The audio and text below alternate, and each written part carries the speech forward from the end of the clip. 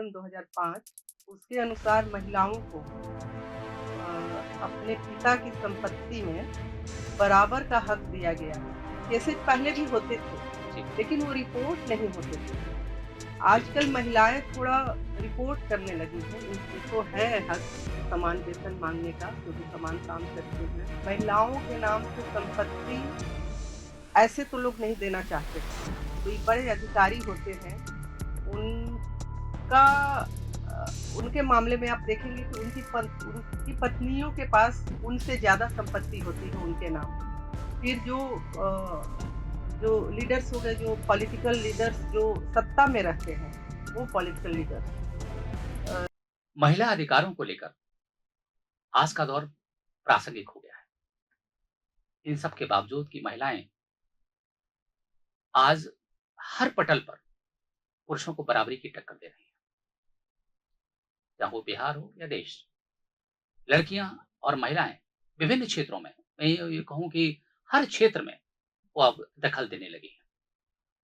इसके बावजूद उनकी समस्याएँ हैं, उन्हें चुनौतियों का सामना करना पड़ता है, ये भी सच्चाई है। इससे मुँह नहीं मोड़ा जा सकता है।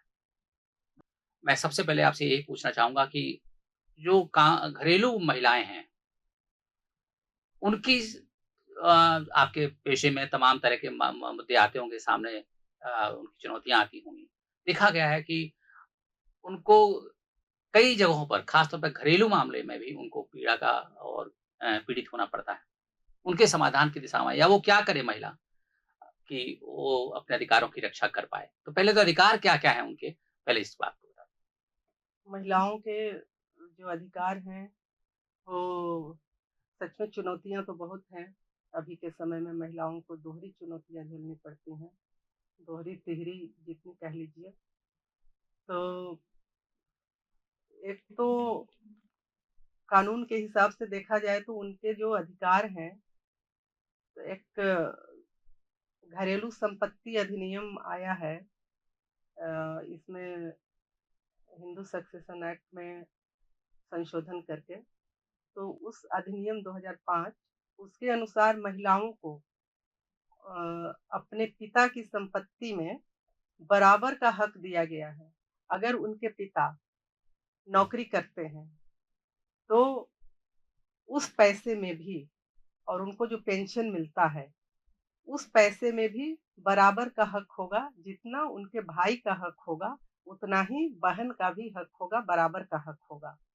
अगर पिता उसको यह अलग बात है कि पिता मतलब हक की जहाँ तक बात है तो बराबर का है। बराबर मिलेगा का। और स्व-अर्जित ओ संपत्ति में पिता को वैसे या माता को यह अधिकार है कि हम किसको ज़्यादा देना चाहते हैं।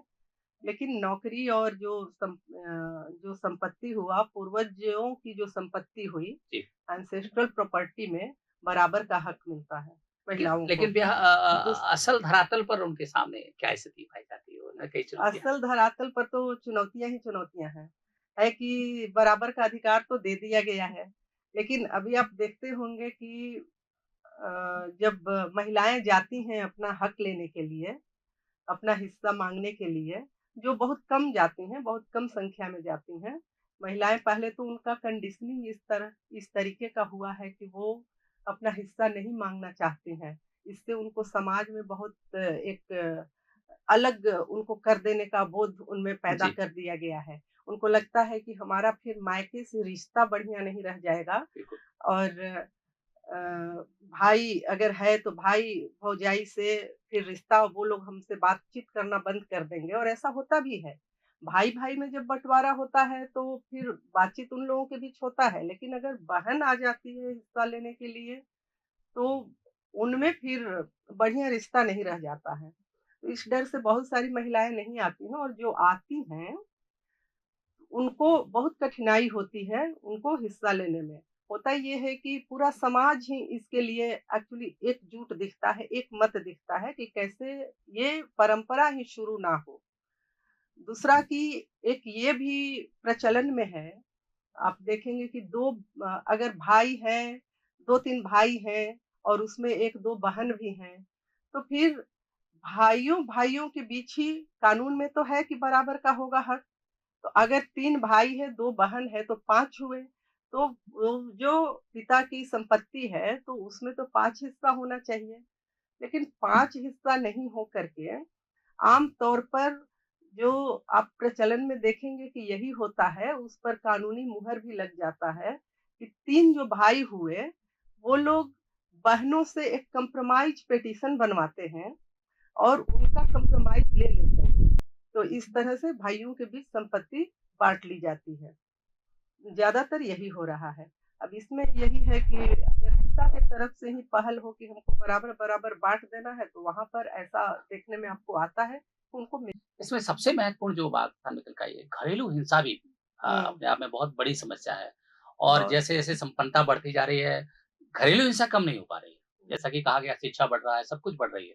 इसके बावजूद घरेलू हिंसा कम नहीं हो पा रही है। ऐसे में महिलाएँ किस तरह अपने को सुरक्षित रख पाएँ, घरेलू हिंसा से बच पाएँ? उनके क्या विधि सम्मत इस मामले में अधिकार हैं? क्या वो कहाँ कैसे वो शिकायत कर सकती है घरेलू हिंसा के खिलाफ? इस पे थोड़ा-सा प्रकाश डालें। अधिकार तो कानूनी रूप से घरेलू हिंसा का कानून है और उस कानून में यहाँ तक का कहा गया है कि न सिर्फ़ शारीरिक हिंसा और शारीरिक उत्पीड़न, बल्कि जो मानसिक हिंसा होती है और जो यहाँ तक कि जो इमोशनल हिंसा जो होती है, भावनात्मक भावनात्मक हिंसा, तो भावनात्मक हिंसा के खिलाफ भी इसमें प्रावधान दिए गए हैं कि तो भी वह हिंसा माना गया है।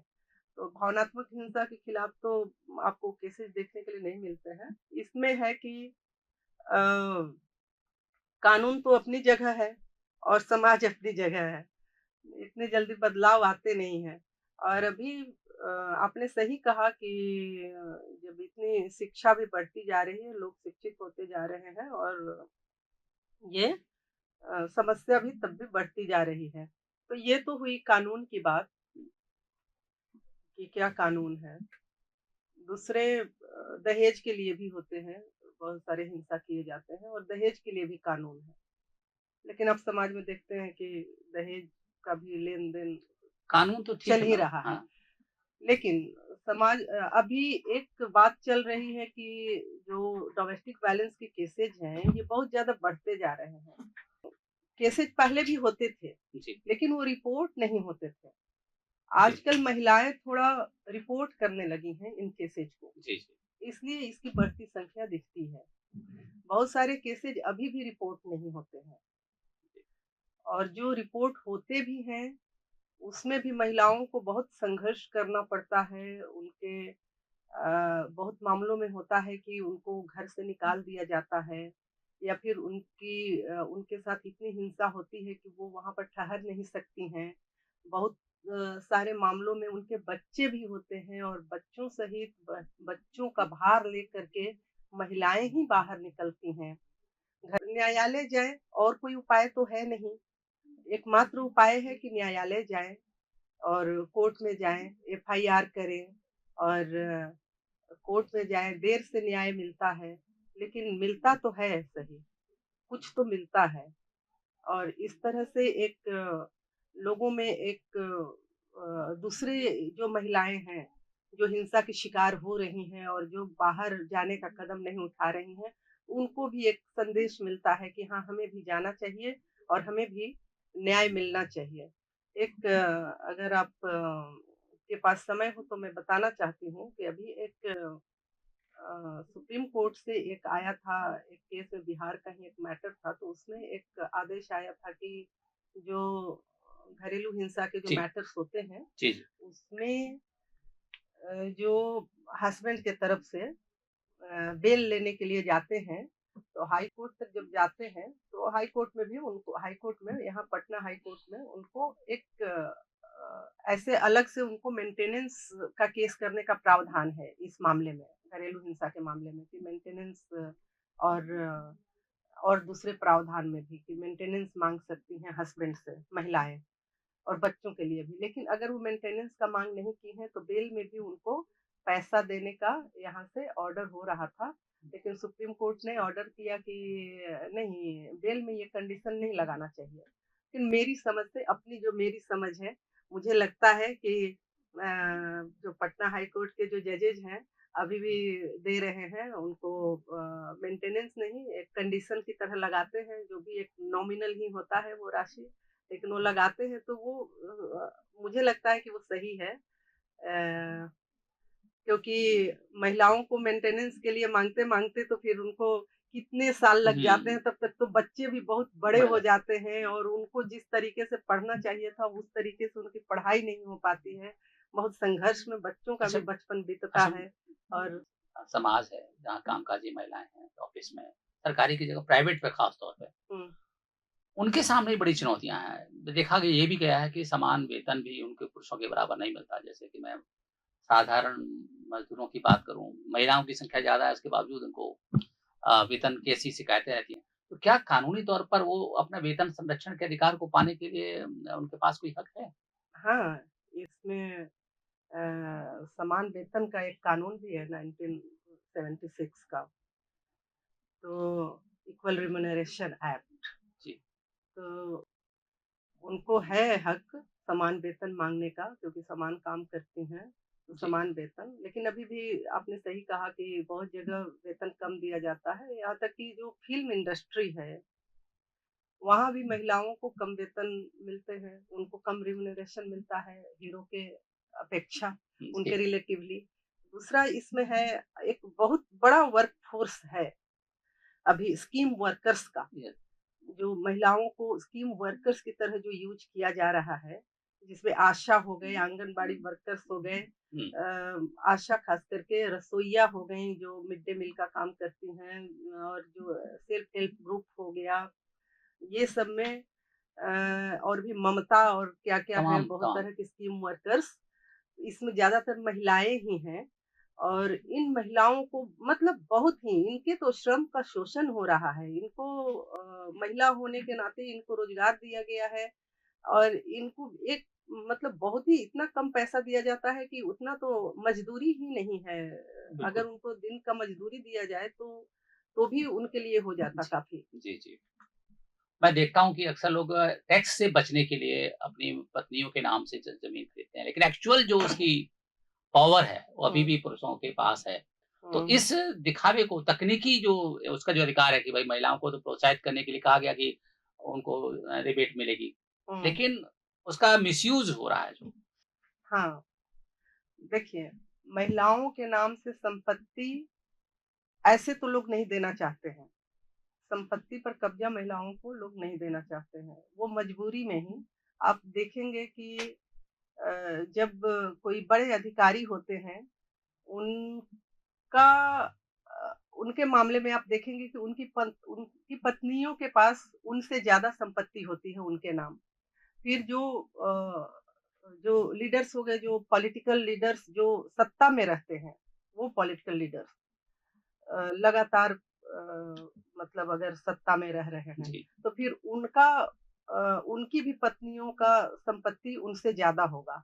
तो ये तो संपत्ति का अधिकार देना या महिला का महत्व बढ़ाना, उनके नाम से संपत्ति होना और उनकी सत्ता को मान लेना, इस तरह का तो बात है नहीं। वो तो आप वही टैक्स इवेजन कर रहे हैं कि किसी कि महिलाओं के पास कानूनी तौर पर बहुत अधिकार हैं। बहुत सभी सरकारों ने सुविधाएँ दी हैं, सब कुछ है। इसके बावजूद वो अभी भी पुरुषों के वो समकक्ष नहीं हैं, ये भी सच्चाई है। लेकिन करें क्या वो? सब कुछ हो रहा है, उनको कम वेतन दिया जा रहा है, अभी सारी बातें हैं। इसमें समाज एक झटके में कोई ग्रंथि भी नहीं खोली जा सकती है। इसमें देखिए, जो ये समस्या है वो बहुत मतलब गहरा बहुत रिसा हुआ है। तो मनोवैज्ञानिक और सामाजिक मतलब तौर पर समाज अंदर के तक रेशे-रेशे में पितृसत्ता भरा हुआ है, तो आप इसको अगर चाहेंगे कि ऐसे ही एक झटके में हो जाए कम, तो नहीं हो सकता है, ये धीरे-धीरे ही हो सकता है और सरकार की तरफ से इसी तरह से कोई जो सकारात्मक पहल किए जाते हैं, जैसे कि पंचायतों में दिया गया रिज़र्वेशन, तो उससे बहुत सारी महिलाएँ बिल्कुल, आईं, शुरू में हुआ जी, कि वो खुद नहीं जाती थीं और उनके पति को ही एमपी, पुरुष के एसपी सब कुछ क्या-क्या सँभाल कहा गया। जी। ठीक है, लेकिन अभी महिलाएँ आप देखेंगे कि अब वो हाँ, खुद अब वो ऑफ़िस सँभाल रही हैं। सँभाल लेंगे, बिल्कुल। और वो खुद वहाँ पर अपना ऑफ़िस सँभाल रही है। उसी तरह से आप बिहार में अपने देखेंगे कि पुलिस फ़ोर्स में हुँ, या फिर जुडिशियरी में या टीचर्स में ही, तो इसी तरह से सरकारें अगर ये काम करें और ख़ास करके बड़े-बड़ी जो होते हैं पोस्ट जैसे अभी रिज़र्वेशन पॉलिटिक्स में चुनाव लोकसभा, विधानसभा के चुनाव में नहीं हुआ है। यहाँ भी होना चाहिए ताकि जो आम महिलाएँ हैं, उसमें मतलब परिवारवाद से आने वाली महिलाएँ नहीं, उसमें आम महिलाओं को जब मौका मिलेगा, तब थोड़ा-सा बराबरी की तरफ एक कदम बढ़ाया जा सकता है। मैडम ने बहुत गहराई से बताया कि कानूनी अधिकार, सरकार के प्रयास बहुत सारे हैं, लेकिन इनको धरातल पे उतरने के लिए अभी काफ़ी कुछ करना बाकी है और इसमें कोई शक नहीं है कि आरक्षण और दूसरी सुविधाओं के ज़रिए महिलाओं में एक आत्मविश्वास आया है। वो सरकारी नौकरियों में हैं, प्राइवेट नौकरियों में तेज़ी से आगे आगे आगे आ रही हैं। आने वाले समय में वो और ताकतवर होंगी। बस ऐसे प्रयासों को समाज को भी स्वीकार करके, खासकर पितृसत्ता को स्वीकार करना होगा। तब जाकर महिलाएँ अपने घरों से, घरों के बाहर सब जगह मजबूती से दिखाई देंगी और इस समाज का विकास भी यही होगा। धन्यवाद। प्रभात खबर .com, विश्वास वही, रफ्तार नहीं।